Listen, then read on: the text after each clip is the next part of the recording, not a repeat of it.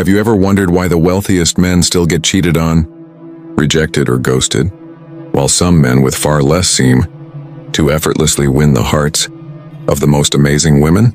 It's confusing, right? Because we've been told that if you have money, you'll have everything. But what if I told you that money is just a piece of the puzzle, and that there are 6 things women secretly love more than money? In this video, you're going to discover what those things are and how to master them using the wisdom of Marcus Aurelius, one of the greatest Stoic philosophers who ever lived. Make sure to hit that like button, subscribe to the channel for more powerful insights on Stoic philosophy, psychology, and modern relationships, and watch till the end, because what you're about to learn could completely transform your love life.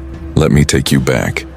The year is 175 AD. Marcus Aurelius, Roman emperor, philosopher, and one of the most powerful men in the world, is writing in his journal what would later become Meditations. He's not writing for the public. He's not trying to look smart. He's writing for himself, for clarity, for truth. Despite ruling an empire, leading armies, and having unimaginable wealth, Marcus Aurelius was not obsessed with power or money. Why? Because he understood something most men today don't. The things that truly attract loyalty, love, and admiration from others, especially women, are internal. And those internal qualities? They're more powerful than any luxury car or black Amex card. Let's dive into the 6 things women secretly love more than money, and the Stoic wisdom that helps you master each of them. I can see emotional control. Do you remember the first time you truly fell for someone? Not just a crush, but that deep, soul-tingling kind of love. Maybe it was the way she laughed at your terrible jokes, or how she looked at you like you were the only man in the world. Maybe it was a simple moment, walking hand in hand at sunset, or lying on the couch, her head on your chest, no words, just presence. Now let me ask you this. Where did it all go wrong? Think about it for a second. Was it something you did? Something she said? Or was it the way you reacted when things didn't go your way? You see, most love stories don't end because the love disappears. They end because emotions take over. Anger, jealousy, insecurity, fear. Suddenly you're not speaking to her, you're speaking at her. You raise your voice. You say things you don't mean. And she looks at you differently. That sparkle in her eyes? Gone. Because now she's no longer feeling safe. She's questioning if the man she fell for is still there. This is where Marcus Aurelius comes in. Marcus wasn't just a philosopher. He was an emperor.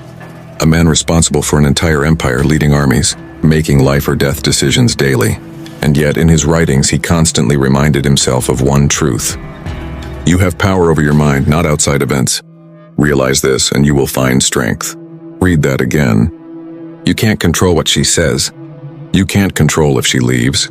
You can't control her mood, her past, or her fears, but you can control your response.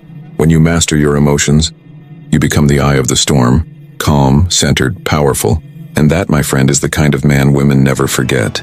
So now I want you to think back. Was there a time when you let your anger push her away? Did you ever say something in a heated moment that still haunts you today? It's okay. We've all been there. But now you get a second chance, not with her, maybe, but with the next woman, or more importantly, with yourself. Emotional control doesn't mean you suppress your feelings. It means you master them.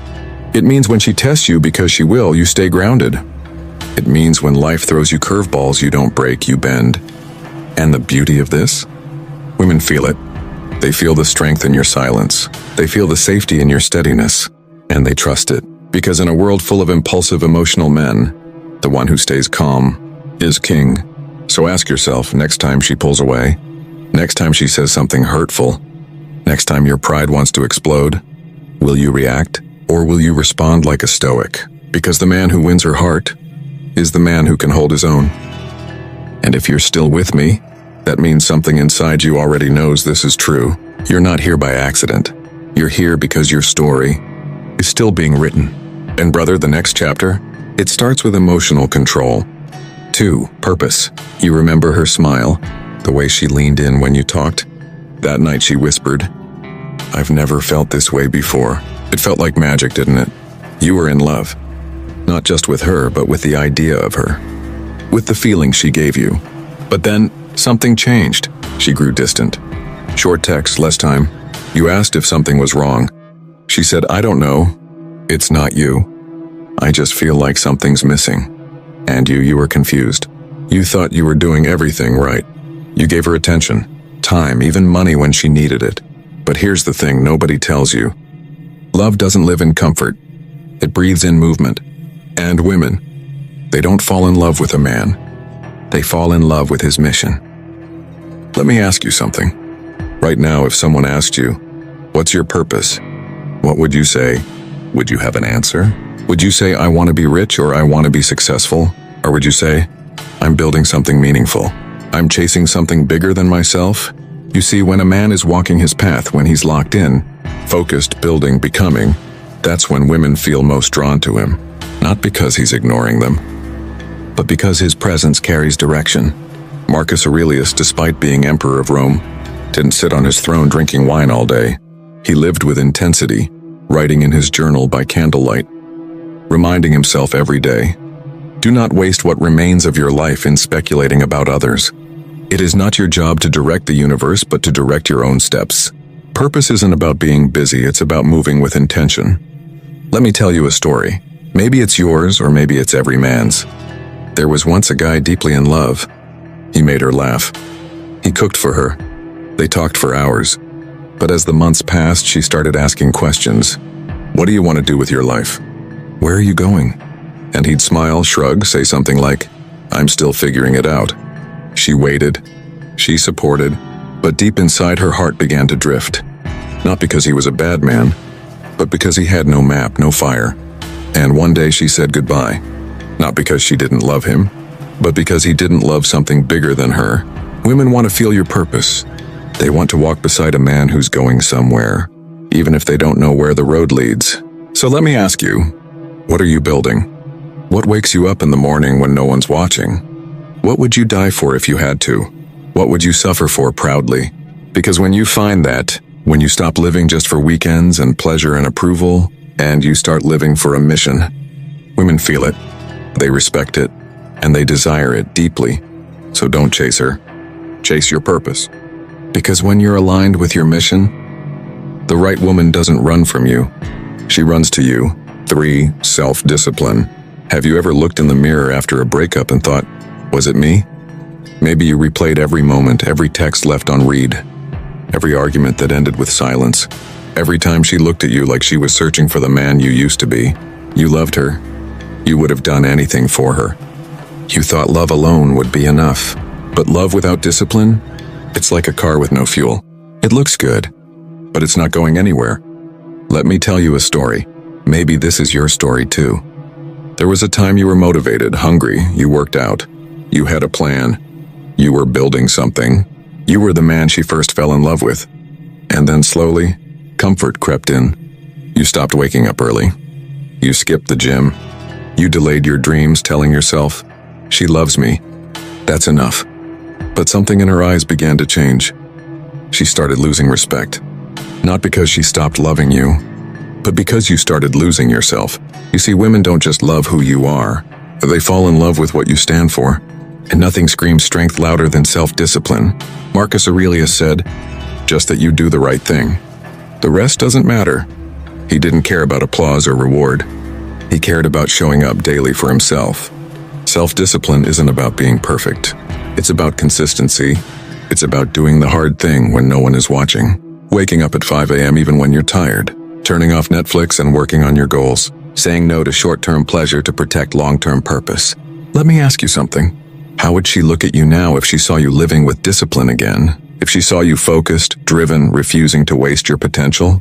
How would she feel watching you grow into the man you promised you'd become? Because here's the secret. Self-discipline isn't just attractive. It's irresistible. It shows a woman that you respect yourself, and a man who respects himself automatically commands respect from others, including her. When you stop chasing dopamine and start chasing excellence, everything changes. Your energy shifts. Your presence deepens. Your eyes tell a different story, not of regret or neediness, but of purpose and control. And maybe, just maybe, she'll feel that shift. Maybe she'll say to herself, "He's different now. He's back."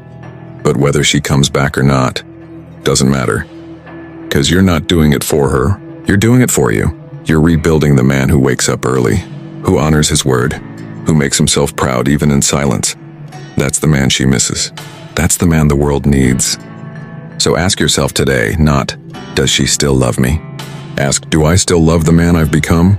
Because once you answer that, everything else falls into place. 4. Stoic confidence. Have you ever been with her but not really there? Physically in the room, maybe sitting next to her, phone in hand, but your mind was somewhere else?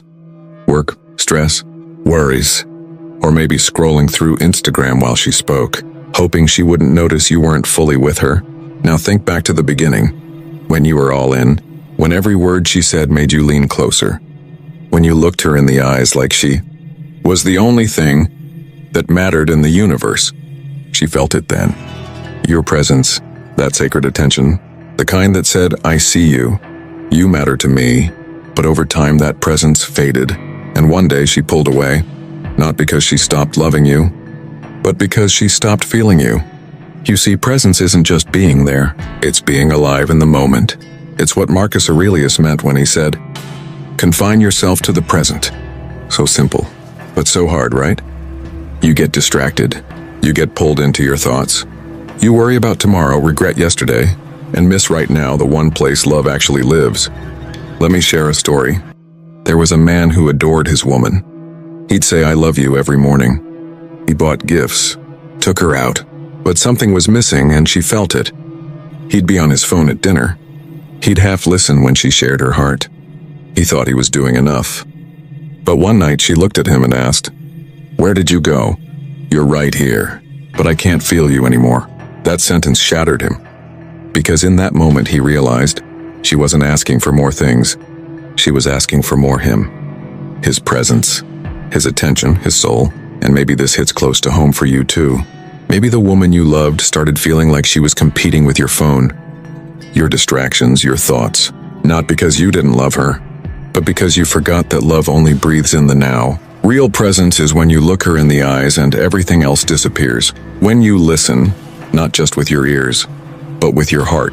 When she can feel your energy, your focus, your stillness. And here's the truth most men miss. Presence is rare, and women crave it. In a world full of noise and distractions, the man who can sit still, lock eyes, and feel the moment is the man she remembers forever. So let me ask you, when was the last time you gave a woman your undivided presence? No phones, no stress, no multitasking. Just you, open, real, fully there. If the answer hurts, and good, because now you have the power to change it. From this moment forward, decide to be present. Not just with her, but with yourself, with life, with the little moments that matter. Because when you return to presence, you don't just win her heart again, you win yourself back. 5. Integrity. When she left, or when things started falling apart, how did you feel when you were alone? I don't mean alone in a room full of people. I mean that raw, echoing silence. When the texts stop, when her scent fades from your hoodie, when you lie in bed staring at the ceiling, wondering if she's moved on. Did it break you? Or did it wake you? You see, most men are terrified of solitude. We chase connection. We fear silence. We beg for attention, not because we're weak, but because we never learned how to be whole on our own. Now think back. Remember when you first met her? You had your own vibe, your own space, your own rhythm. You weren't desperate. You weren't chasing.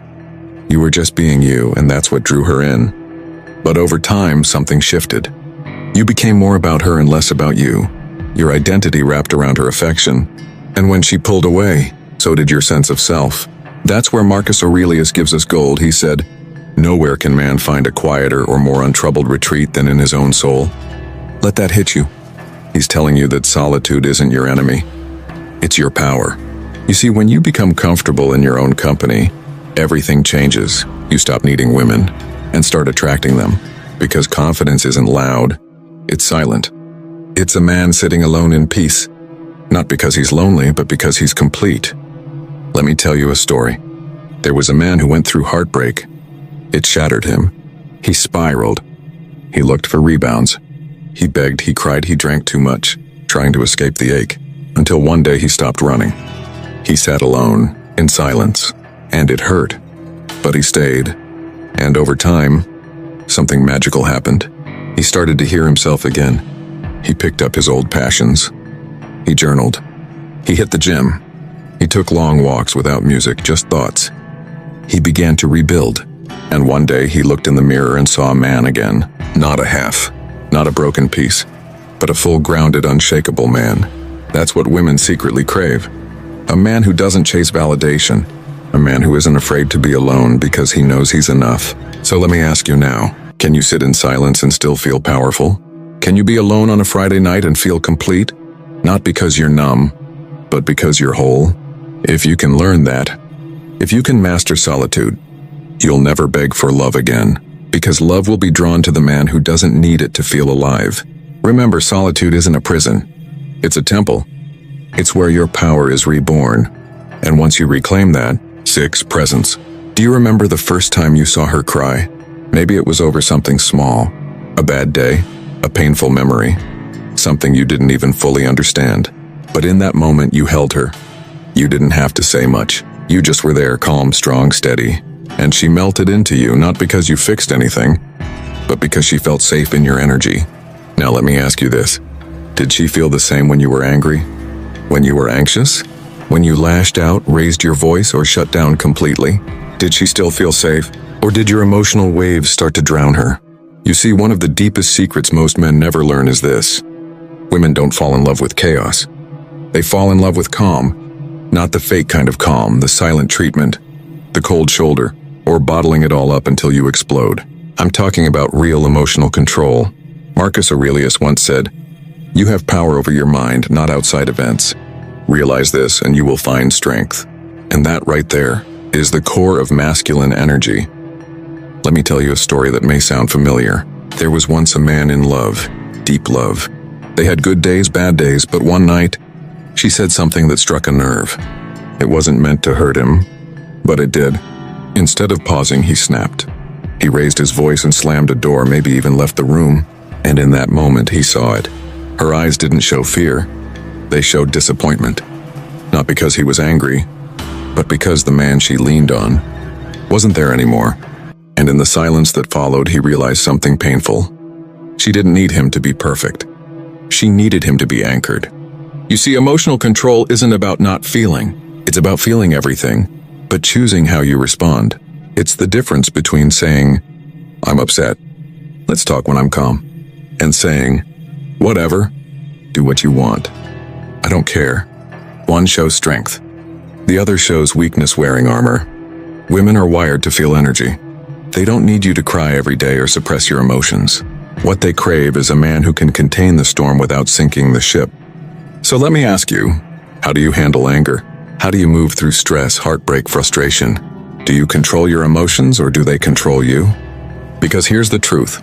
A woman will trust her heart with a man who has mastered his own. The man who can sit in discomfort and choose peace.